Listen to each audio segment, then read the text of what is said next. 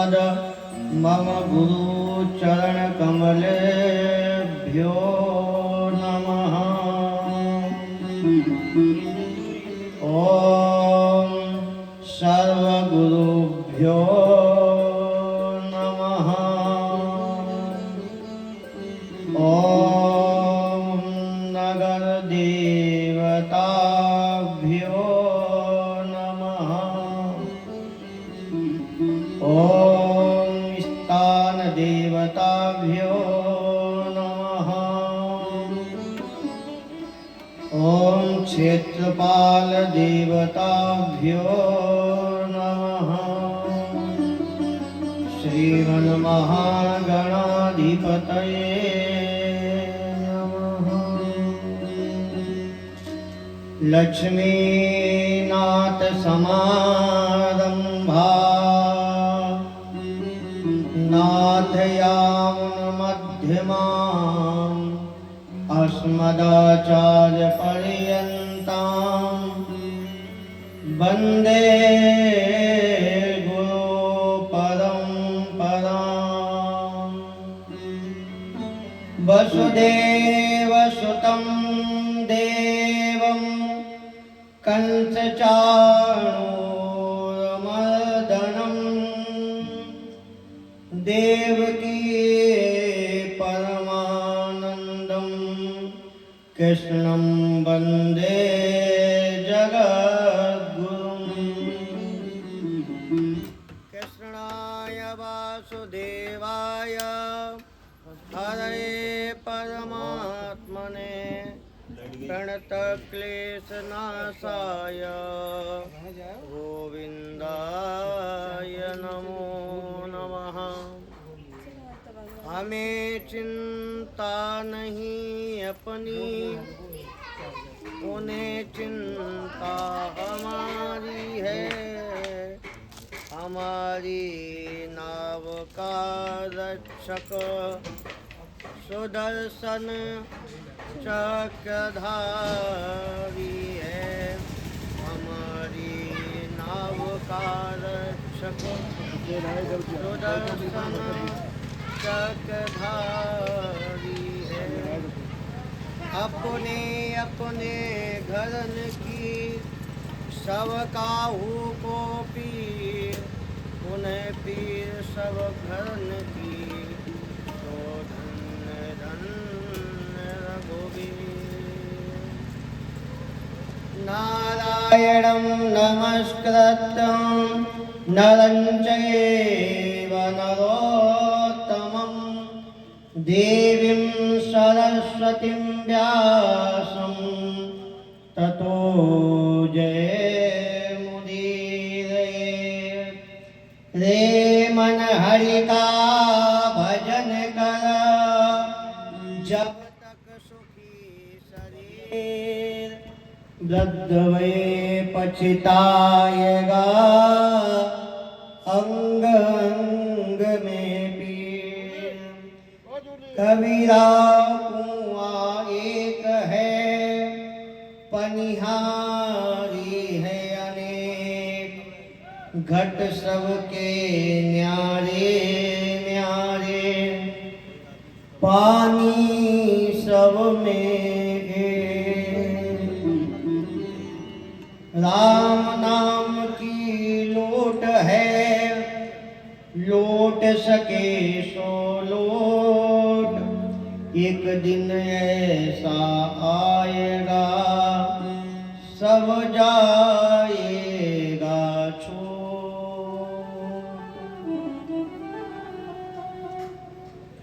अकारण करुणावनाले अनंत श्री विभूषित अनंत कोटि ब्रह्मांड नायक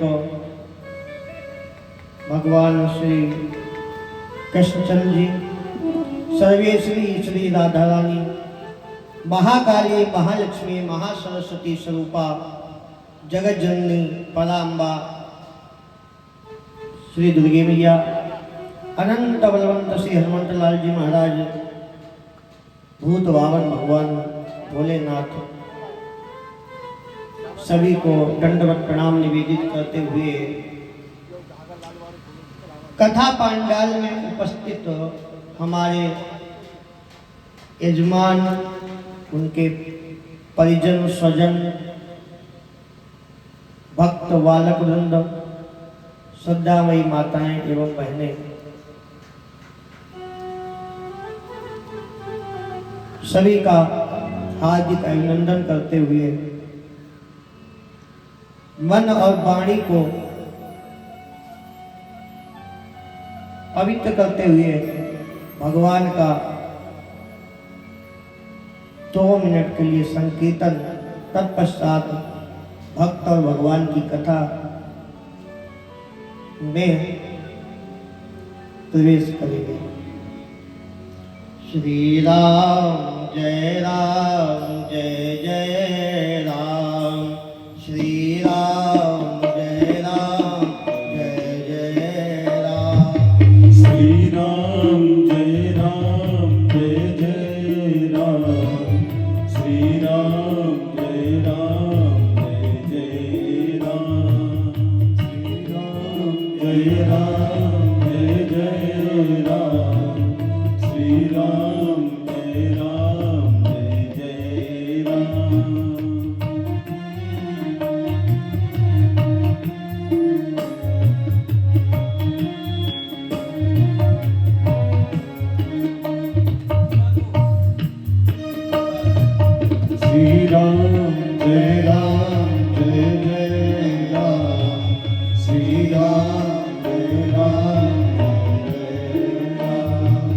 श्री राम जय जय राम, श्री राम जय जय राम, श्री राम जय जय राम, श्री राम जय जय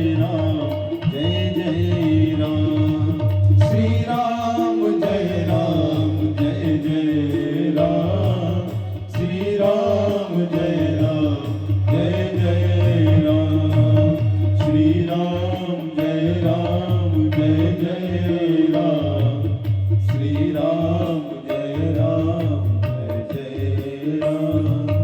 कौशल्या की प्यारी राम, दशरथ राज दुलारी राम, कौशल्या की प्यारी राम, दशरथ राज दुलारी राम, श्री राम जय जय राम, श्री राम जय जय राम,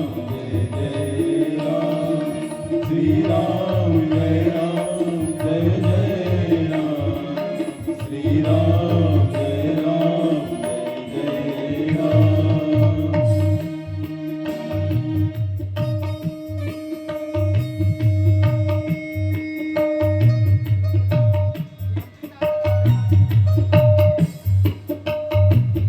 नैया पार लगा दो राम, सोई भागी जगा दो राम, नैया पार लगा दो राम, सोई भागी जगा दो राम, श्री राम जय जय राम, श्री राम जय जय राम,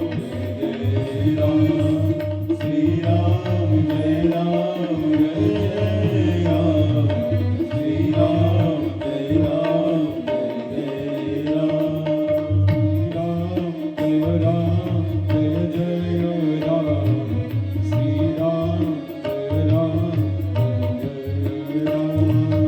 दशरथ नंदन जय श्री राम, बहु भय भंजन जय श्री राम, दशरथ नंदन जय श्री राम, बहु भय भंजन जय श्री राम, श्री राम जय जय राम, श्री राम जय जय राम,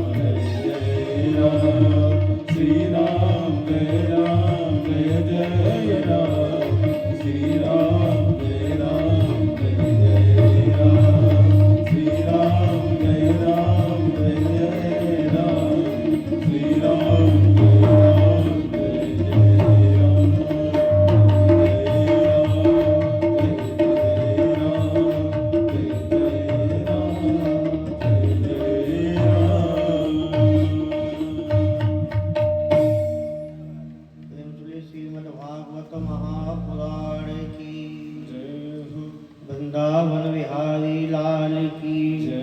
श्री सुखदेव जी महाराज की जय हो श्री व्यास जी महाराज की जय हो।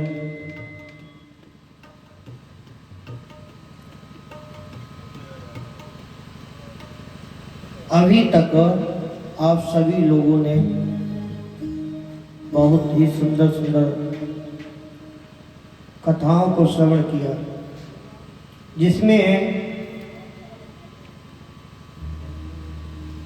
भक्त ध्रुव की कथा आई, परीक्षित जी गंगा के तट पर सुखदेव जी महाराज से प्रश्न करते हैं, महाराज हे स्वामी, आपने मुझे बहुत सुंदर कथाएं सुनाई, श्रवण करवाई, जिसमें भक्त ध्रुव की कथा हो गई, ज्ञान वैराग्य की कथा हो गई। आपने बड़ी सुंदर सुंदर कथाओं को श्रवण कराया। अब आप मुझे इस भारतवर्ष के खगोल के बारे में बताइए। खगोल अर्थात ये भारतवर्ष है कैसा?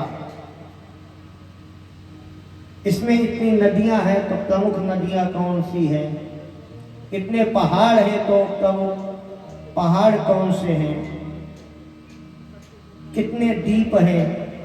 कितने लोक हैं? आदि आदि के बारे में बताइए। आपने मुझे त्रिवत, उत्तानपाद आदि आदि कथाओं को श्रवण करवाया, उनके वंशों के बारे में बताया। मुझे आज कृपा करके इसके बारे में भी बताइए। सुखदेव जी ने कहा, राजन आपने बहुत अच्छा प्रश्न किया है, हम आपको अवश्य खगोल की कथा सुनाएंगे। यो वायम दीपा कुवलय कमल कोशा भयंतर कोशो नियुतयो जन विशाला शर्मवतु यथा पुष्कर पत्रम। सुखदेव जी महाराज ने राजा परीक्षित को सप्तद्वीपों के बारे में बताया। बोले हमारे भारतवर्ष में 7 द्वीप हैं, जिनके नाम जम्बू द्वीप, प्लेक्ष, सालमली, कुश, क्रौंच, शाक और पुष्कर, ये 7 द्वीप हैं। 7 द्वीपों के महत्व को बताया, उनका विस्तार पूर्वक वर्णन किया। विशेषता जम्बू द्वीप के बारे में बताया कि उसमें कितने प्रकार की नदियों का प्रभाव होता है।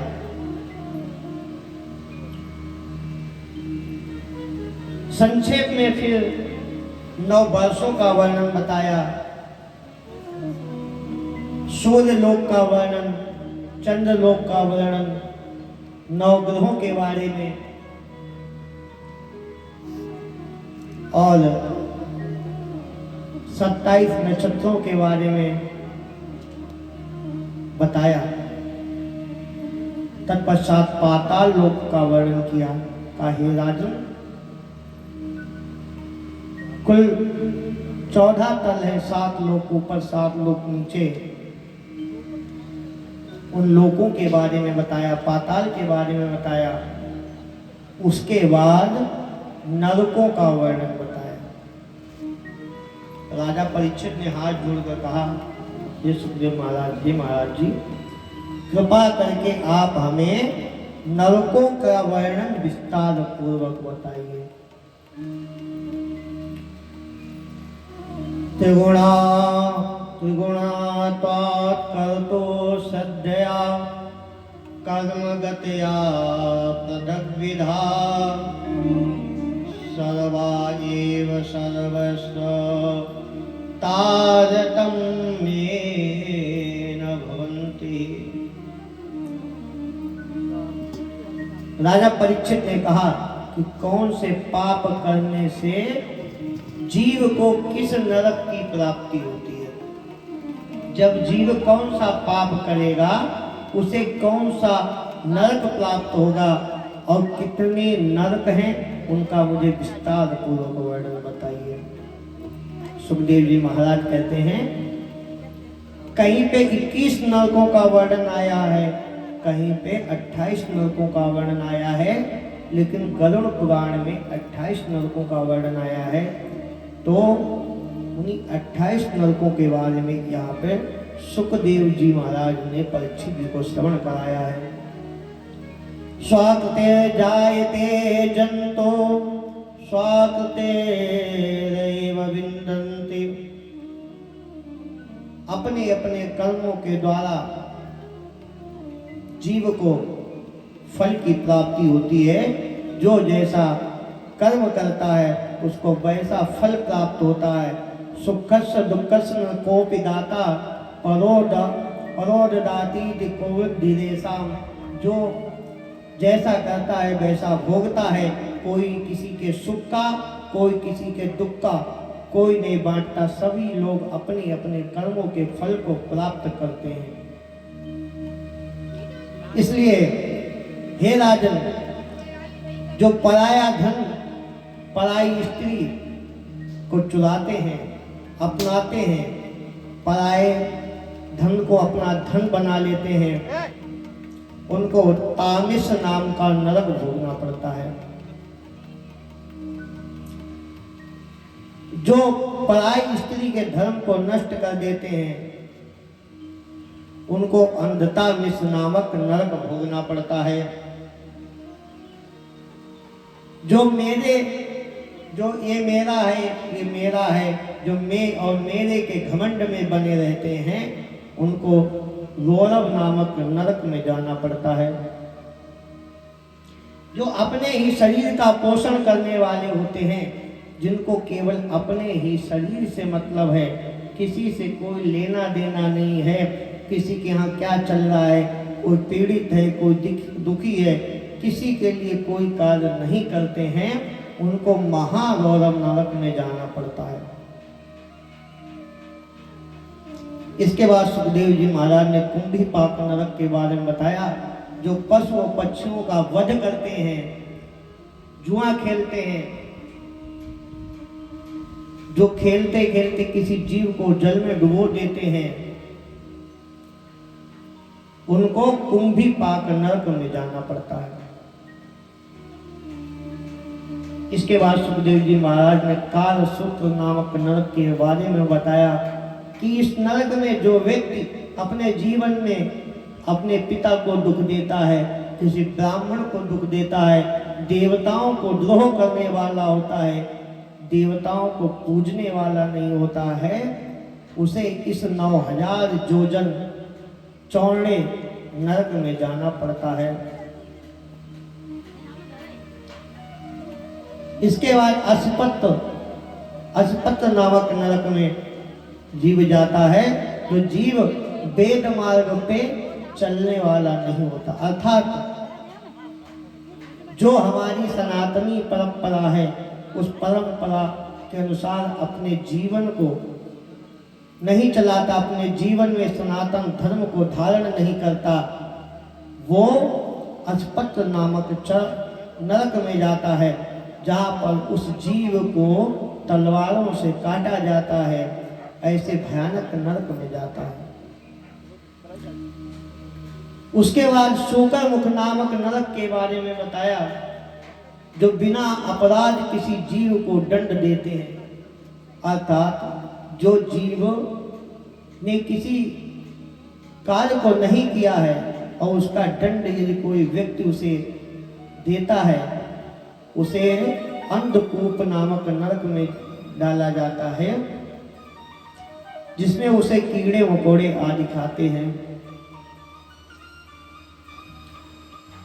इसके बाद कर्म भोजन नामक नरक का वर्णन बताया कि जो जीव, जो व्यक्ति दरवाजे पे कोई साधु आ जाए, कोई भिखारी आ जाए, कोई सन्यासी आ जाए और उसको भोजन ना देकर स्वयं खाता है, उसे कर्म भोजन नामक नरक में जाना पड़ता है। वज्रकंटक नामक नरक में जो अगम्य पुरुष है, अगम्य अर्थात जो पर स्त्री के साथ गमन करने वाला है उसे वज्र कंटक नामक नरक में जाना पड़ता है, जहां उसे तपते हुए चिमटे से जलाया जाता है। ऐसा नरक वज्र कंटक नामक नरक है। सुखदेव जी महाराज ने इसके बाद वैतरणी के बारे में बताया। जो व्यक्ति अपने जीवन में बारंबार धर्म का उल्लंघन करता है, धर्म को ना मानने का आडंबर रचता है कि मैं ये नहीं मानता हूँ, धर्म की निंदा करता है, भगवान की निंदा करता है, गुरु की निंदा करता है, ऐसा व्यक्ति वैतरणी नदी में जाता है, जहां उसे उस नदी में जो जीव जंतु हैं वो खाते रहते हैं। इस प्रकार सुखदेव जी महाराज ने राजा परीक्षित को धीरे धीरे 28 नरकों के बारे में बताया, जिसमें अविची नामक नरक है। जो लोग झूठी गवाही दे देते हैं उसे 100 योजन ऊपर से अविची नामक नरक में गिराया जाता है। मदिरा पान करने वाले को अंधपातक नामक नरक में गिराया जाता है। इस प्रकार सुखदेव जी महाराज ने राजा परीक्षित को 28 नरकों का वर्णन सुनाया। यदि यहाँ पर नरकों का वर्णन आ जाए, एक एक नरक के बारे में बताया, तो कम से कम 2-3 दिन लगेंगे। ये संक्षेप में मैंने आप सभी को सुनाया। राजा परीक्षित ने नरकों का वर्णन सुना, वैसे ही कांपने लगे और हाथ जोड़कर सुखदेव जी महाराज से प्रार्थना करे, हे प्रभु, हे महाराज, इन नरकों से कैसे बचा जावे। ये जो नरक हैं, आपने इतने भयंकर नरकों का वर्णन तो बता दिया, लेकिन इनके बचने का कोई उपाय तो बताइए। क्या इनसे बचा जा सकता है? यदि बचा जा सकता है तो कौन बचा है? थोड़ा सा उदाहरण देके बताइए। तब सुखदेव जी महाराज ने कहा, हाँ राजन, इससे बचा जा सकता है।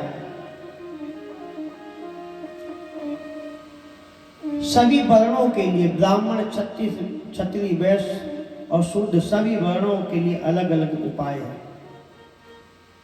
प्रमुखता जो जिसके कर्म है, जो ब्राह्मणोचित कर्म है, जो क्षत्रियोचित कर्म है, जो वैश्योचित कर्म है और जो शूद्र के कर्म है, सभी लोग अपने अपने कर्म का, अपने अपने धर्म का पालन करेंगे तो वो सभी लोग इस नरकों से बच जाएंगे। ऐसा सुखदेव जी महाराज ने राजा परीक्षित जी से कहा। यदि ब्राह्मण का कर्म है विद्या पढ़ना, विद्या पढ़ाना, यज्ञ करना, यज्ञ कराना, दान लेना और दान देना, यदि ये 6 कर्म ब्राह्मण करेगा तो वो इन सभी नरकों से बच जाएगा। क्षत्रिय अपना धर्म अपनाएगा, क्षत्रिय का धर्म है तीनों वर्णों की रक्षा करना। यदि वो तीनों वर्णों की रक्षा करेगा तो वो भी इन 28 नरकों से बच जाएगा। वैश्य का धर्म है धन कमाना और धन से दान धर्म करना। यदि वो दान धर्म करेगा तो भी इन सभी प्रकार के नरकों से बच जाएगा। शूद्र का कर्म है सेवा करना। शूद्र अपने सेवा पर रहेगा, अपने धर्म पर रहेगा तो उसको भी इस नरक में जाने की आवश्यकता नहीं पड़ेगी। राजा परीक्षित ने कहा, इसके अलावा कोई उदाहरण दे के बताइए, कोई ऐसा हुआ है जो इस नरक में ना गया हो। सुखदेव जी महाराज ने कहा, हाँ जी। कान कुजे द्विजा कश्यप पति रजा मिला, नामना नष्ट सदाचारो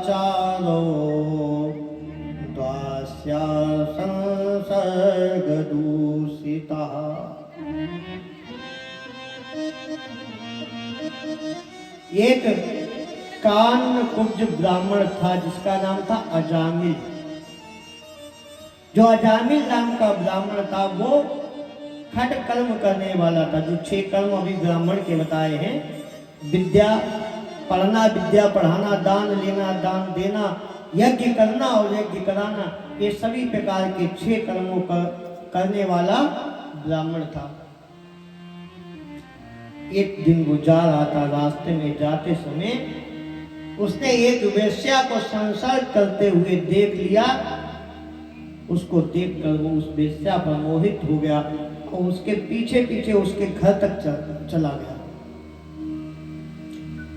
अजामिल का अर्थ होता, अजा मतलब माया और मिल मतलब मिलना। जिसमें माया मिली हो वही अजामिल है। तो उस वेश्या के घर तक चला गया। सुखदेव जी महाराज कहते हैं, तस्य प्रवयसा पुत्रा दस देशां तु यो वमः बालो नारायणो नाम्ना पित्रो सदयितो व्यसम्। कहते हैं वो उसके पीछे पीछे उसके घर तक, उसके दरवाजे तक पहुंच गया। वेश्या ने जब देखा तो पूछा, तो उसने कहा मैं आपसे विवाह करना चाहता हूं। जबकि अजामिल पहले से विवाह किया था, शादीशुदा था, उसके बच्चे भी थे, संतान भी थी। उस वेश्या से विवाह कर लेता है और उसके घर में ही रहने लगता है। धीरे धीरे उसके 9 पुत्र हो जाते हैं। 10वीं बार उसकी पत्नी गर्भवती होती, तभी गांव में कुछ सन्यासी लोग आ जाते हैं और कहते हैं कि हमें इस गांव में रहने का ठिकाना मिल जाएगा, किसी ब्राह्मण का घर मिल जाएगा। तब मजाक में कुछ लोग कह देते, हाँ अजामिल का घर बता देते कि हाँ वहां ब्राह्मण जी रहते, उनके यहाँ चले जाइए।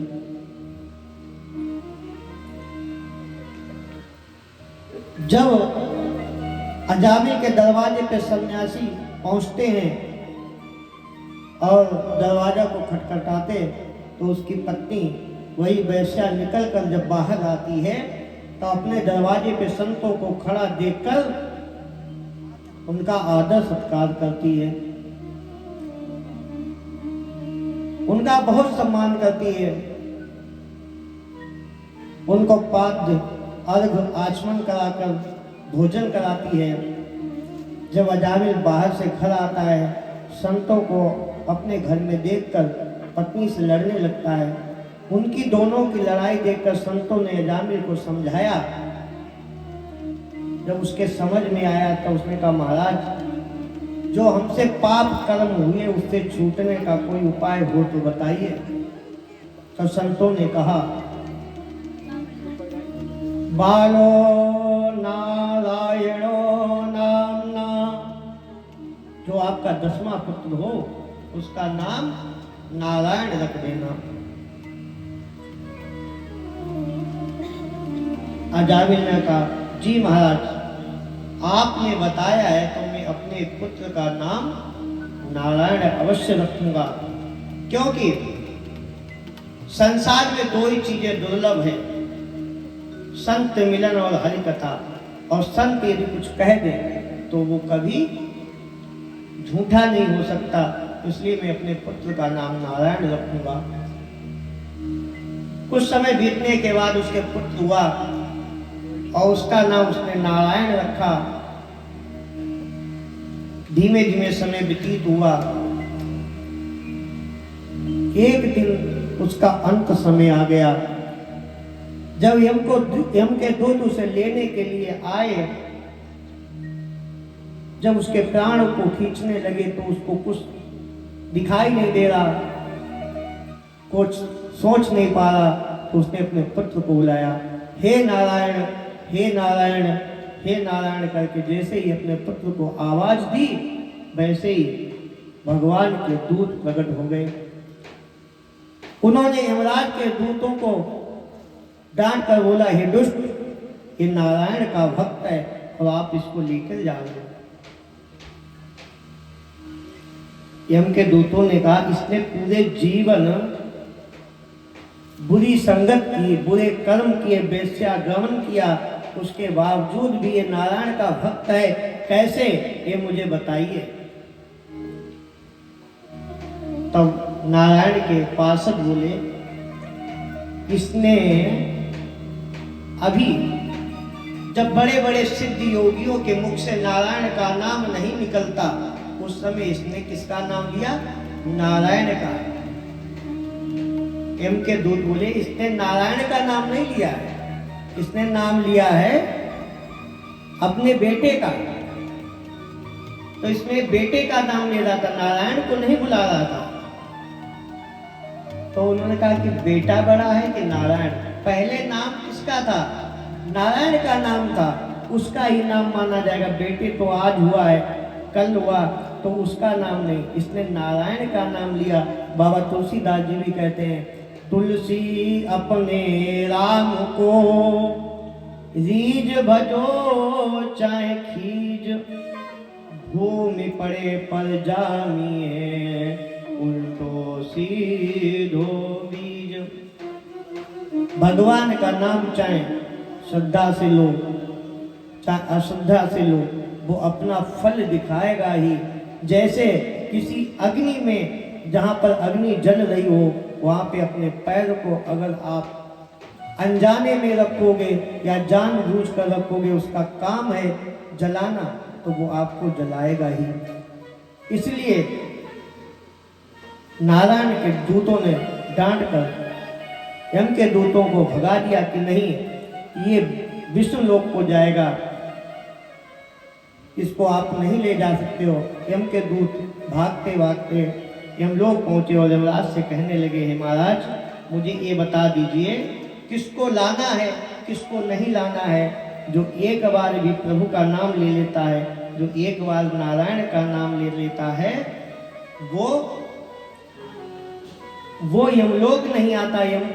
यमदूत उसको ला नहीं सकते, नारायण के दूत आ जाते हैं, उसको बचा लेते हैं। यमराज जी अपने दूतों से कहते, अरे नारायण का नाम यहाँ पे धीमे से बोलिए। अगर इस यमलोक के जितने भी प्राणी हैं, यदि वो नारायण का नाम सुन लेंगे, फिर भी वो इस लोक से मुक्ति पा जाएंगे और विष्णु लोक को चले जाएंगे। ये है नारायण नाम की महिमा। बाबा तुलसीदास जी लिखते हैं, भाव को भाव अनक आलसहु, नाम जपत मंगल दिसिदसहु। भाव को भाव अनक आलसहु, नाम जपत मंगल दिसिदसहु। भाव को भाव अनक आलसहु, नाम जपत मंगल दिसिदसहु। भाव को भाव अनक आलसहु, नाम जपत मंगल दिसिदसहु। कंसले भक्तवत्सल भगवान की जय हो। यम के दूत निराश होकर लौट गए और नारायण का नाम लेने पर अजामिल को मुक्ति प्राप्त हो गई, विष्णु लोक प्राप्त हो गया। इसलिए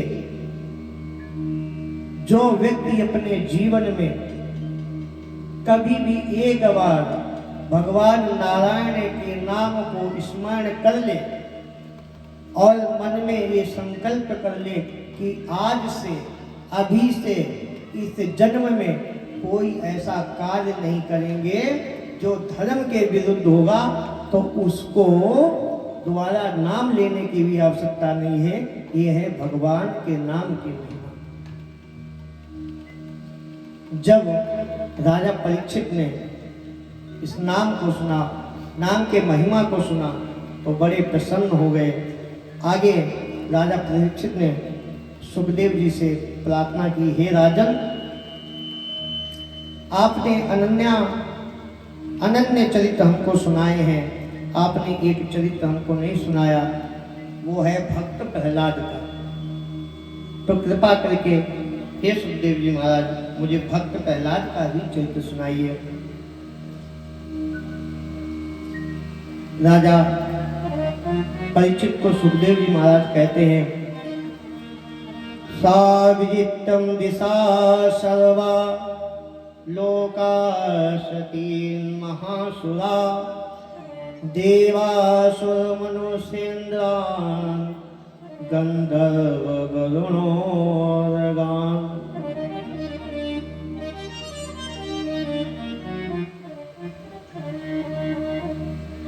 हिरणाक्ष और हिरण्याकश्यप दो दैत्य हुए। भगवान 12 अवतार लेके जब हिरणाक्ष का वध कर देते हैं, उससे हिरण्याकश्यप भगवान नारायण से बैर मानने लगता है और बैर मानकर वो तपस्या करने के लिए निकल जाता है।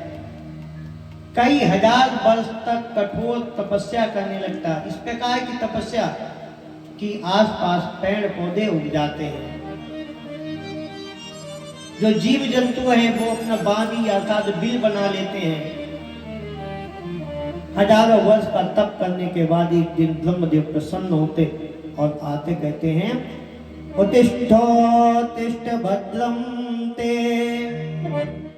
तपा सिद्धो चिकास्यपा वरदो हमनु प्राप्तो बीतामर्चितो बड़ा। हे कश्यप पुत्र हिरण्याकश्यप, उठो वर मांगो। आपने बहुत कठिन परिश्रम किया, तपस्या की, मैं प्रसन्न हूं, वर मांगिए। हिरण्याकश्यप ने आंख खोली और कहा, यदि आप मेरी तपस्या से प्रसन्न हैं तो मुझे बल दीजिए कि मैं अमर हो जाऊं। ब्रह्मा जी ने कहा, नहीं, अमर तो कोई हो ही नहीं सकता, ऐसा बल मांगिए जो मैं दे सकूं। अमरत्व का वरदान मैं किसी को नहीं दे सकता। तो बड़ा विचित्र वर मांगा, क्या? मैं दिन में न मरूं, रात में न मरूं, घर में न मरूं, बाहर न मरूं। ना दिन में मरूं, ना रात में, ना घर में, ना बाहर में, ना ऊपर, ना नीचे, ना आकाश में, ना पाताल में, अर्थात कहीं भी नहीं मरूं। ना नर से मरूं, ना नारायण से। ब्रह्मा जी ने कहा, ऐसा ही होगा। समय बीता,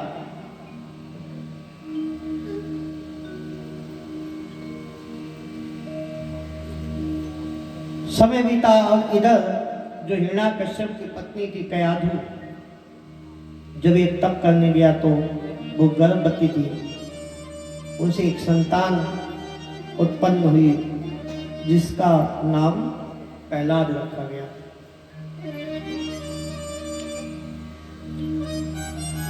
उस संतान का नाम प्रहलाद रखा और प्रहलाद के अंदर बचपन से ही धार्मिक गुण थे। वो पूजा पाठ करने वाला था, नारायण का भक्त था, भगवान विष्णु की पूजा किया करता था, उनके नामों को जपता था, वो भगवान का भक्त था।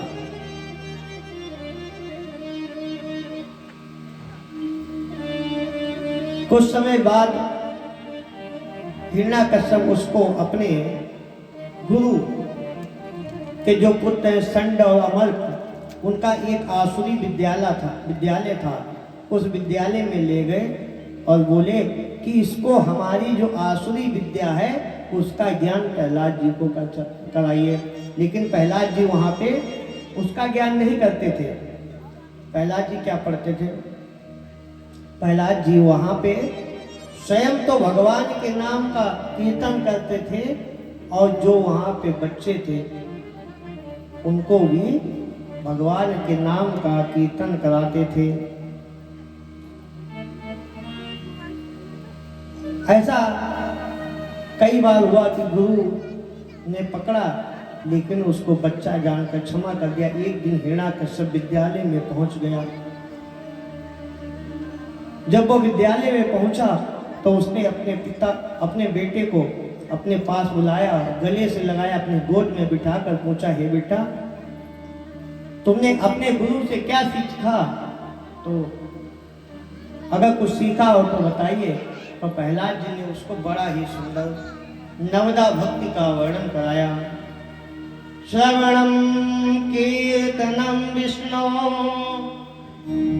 स्मरणम पाद सेवनम अर्चनम वंदनम दास्यम संख्यात्म निवेदनम। प्रहलाद जी ने नवदा भक्ति के बारे में बताया और नवदा भक्ति को सुनकर उसको गोद से उतार दिया और पूछा, दुष्ट ये क्या सीख रहा है? गुरुदेव भगवान की, आप सभी लोग अपने स्थान पे खड़े हो जाए।